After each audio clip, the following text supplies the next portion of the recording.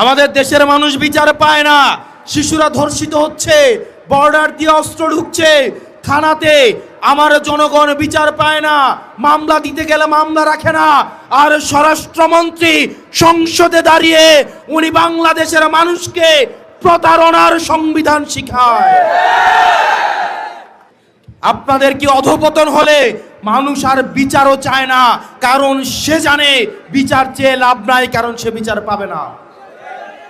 আজকে আমরা বাংলাদেশের এমন একটা সময়ে দাঁড়িয়ে বক্তব্য দিচ্ছি এখানে, যখন শিশুদেরকে ধর্ষণ করা হচ্ছে এবং বাবা বিচার চাওয়া বন্ধ করে দিয়েছে।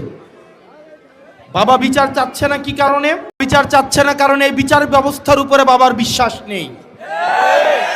বাবা জানে এই বিচার ব্যবস্থা নিয়ে কিছুদিন ফেসবুকে লেখালেখি হবে, রাজনীতির ময়দানে গরম বক্তব্য হবে, কিন্তু দিন শেষে বাবা তার সন্তানের ধর্ষণের কোনো বিচার পাবে না।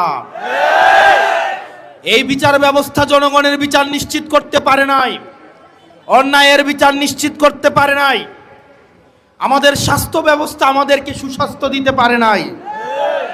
আমাদের দেশের নেতারা যারা স্বাস্থ্যের দায়িত্বে থাকেন, জনপ্রতিনিধিরা, তারা ছুটি পেলে নিয়মিত চেকআপের অংশ হিসেবে সিঙ্গাপুর এবং থাইল্যান্ডে যায়।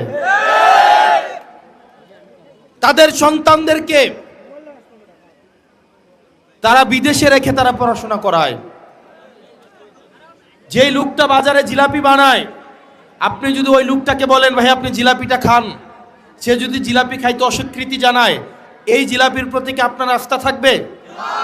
যেই লোকটা এখানে চটপটি বিক্রি করে, ওই লোকটাকে যদি বলেন এই চটপটিটা আপনি খান, উনি যদি বলে যে না এটা আমি খাবো না, আমি অন্য জায়গা থেকে চটপটি কিনে আইনা খাবো, ওই লোকের চটপটি কি আপনি কিনা খাবেন? তা আমাদের দেশের যারা স্বাস্থ্য মন্ত্রণালয়ের দায়িত্বে, যারা শিক্ষা মন্ত্রণালয়ের দায়িত্বে, যারা দেশের দায়িত্বে, তারাই দেশের সুযোগ সুবিধা ভোগ করে না, বরং তারা বিদেশ থেকে দেশের টাকা পাচার করে সেখানে গিয়ে সুযোগ সুবিধা নেয়। এবং এটা জনগণের সাথে প্রতারণা করা, এটা জনগণের সাথে প্রতারণা করা। প্রিয় মনোহরগঞ্জবাসী, আমরা এটারই পরিবর্তন চেয়েছিলাম।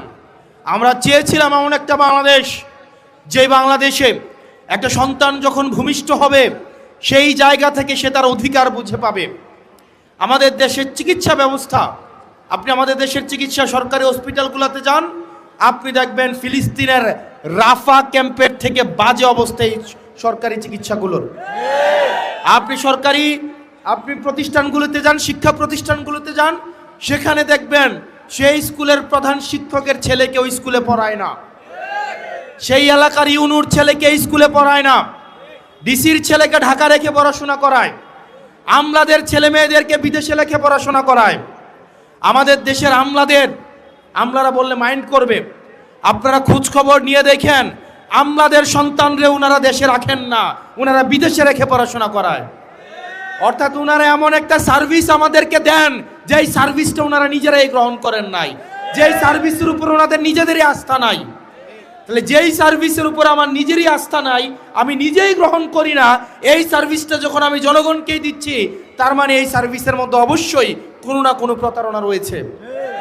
প্রিয় মনোহরগঞ্জবাসী, আমরা এই সিস্টেমগুলোকে পরিবর্তন করতে চাই। আমরা পরিবর্তন করতে চাই, যখন কোনো বিচার প্রার্থী বিচারকের কাছে যাবে, মুখ দেখে তার বিচার হবে না, অপরাধের মানদণ্ড দেখে তার বিচার হবে। আমরা দেখতে পাই ক্ষমতাসীন যারা রয়েছে তারাই যদি থানায় যায়, তারা অপরাধী দলেরও যদি হয়ে থাকে, তারা যদি থানায় যায়, আমরা দেখতে পাই ওসির সাথে বসে তারা খুশবু গল্প করে। একটা নিরীহ মানুষ যাদের নামে বিচার দিতে যাবে, থানায় গিয়ে দেখে তারাই ওসির সাথে বসে টুস বিস্কুট আর দুধ চা, একদম ক্রিমওয়ালা দুধ চা বসে বসে খায়।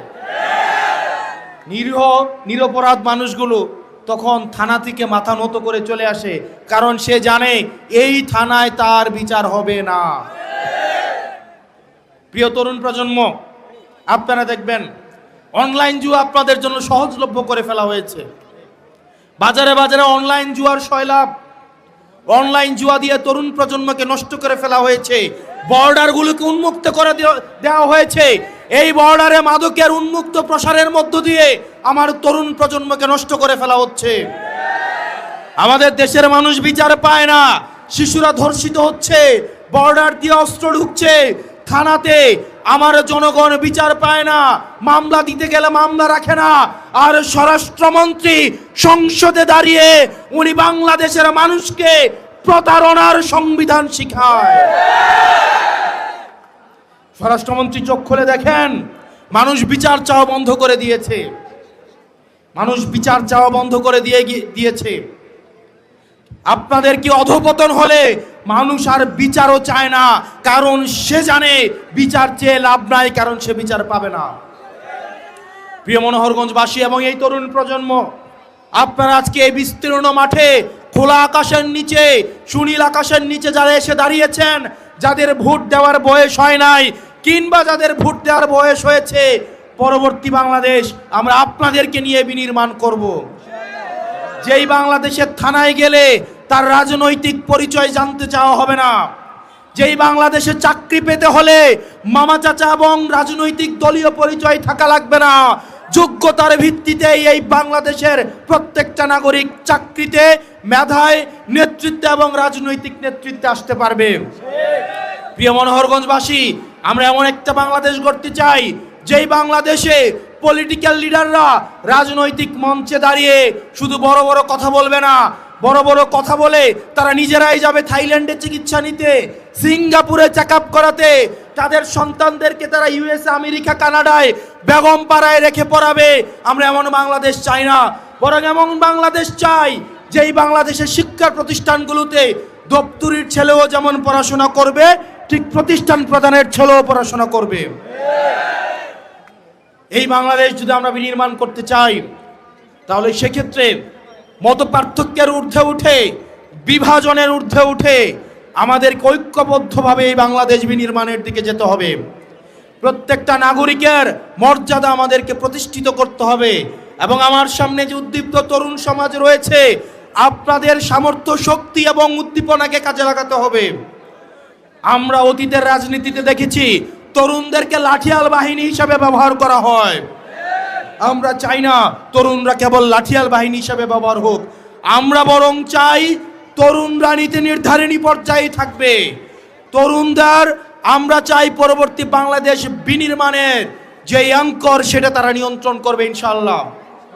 প্রিয় মনোহরগঞ্জবাসী, আমাদের এনসিপির নেতৃত্বে আমরা পরবর্তী বাংলাদেশ বিনির্মাণের জন্য প্রত্যেকটা উপজেলায় উপজেলায়, প্রত্যেকটা ওয়ার্ডে ওয়ার্ডে, প্রত্যেকটা ইউনিয়নে ইউনিয়নে আমরা আমাদের এনসিপির এই সাংগঠনিক কার্যতৎপরতা আমরা ছড়িয়ে দেব ইনশাআল্লাহ।